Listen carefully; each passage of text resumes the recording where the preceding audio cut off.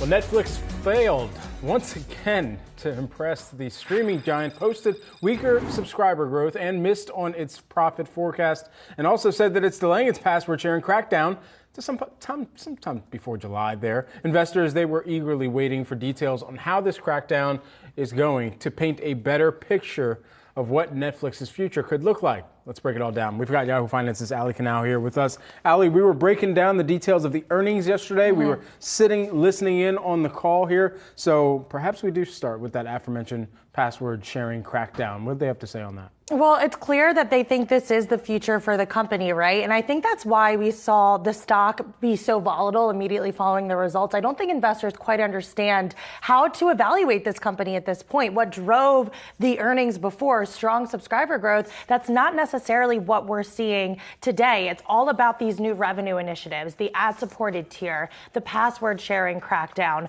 their foray into live events, even gaming. That seems to be the future of this company. They said they are pleased with the results of the password sharing crackdown so far. They did say that most of these countries are following what we've seen in the Latin America market. So basically churn right off the top, but then that eventually settles down as more users go and purchase their own accounts.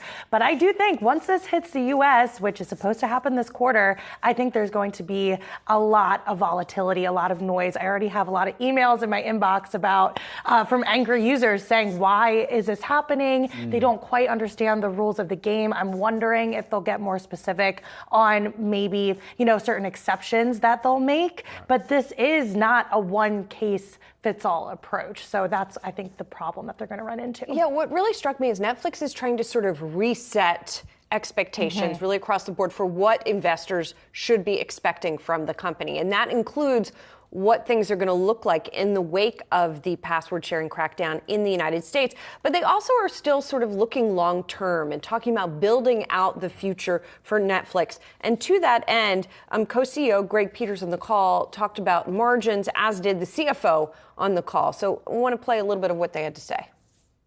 And then long term, we don't see ourselves approaching a near-term ceiling. There's lots of proxies out there, entertainment services and networks at scale.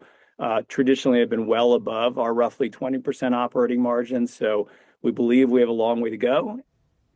So that was interesting, right? Sort of the long-term potential for the company. And that's just been the narrative, right, that they've been leaning into. Right. They there were some questions asked about specifics regarding engagement, regarding scale, and they said, look, we can't give you those numbers at this time.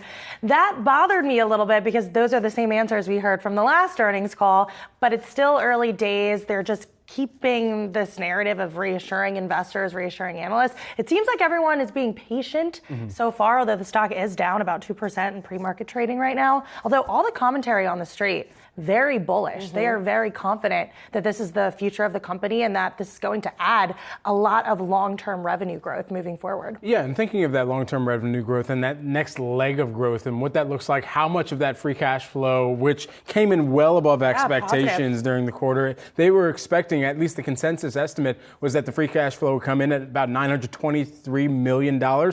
Came in at north of $2 billion for the quarter. And so, even as they continue to look across how they're going to spend some of that cash in the future to create content that drives the pricing strategy, it's this larger question of what does this new Netflix really look like here? And we put together some of our thoughts ahead of the show about that new Netflix. We're taking a look at them now. And we talked about the password sharing. They also discussed video games on the call.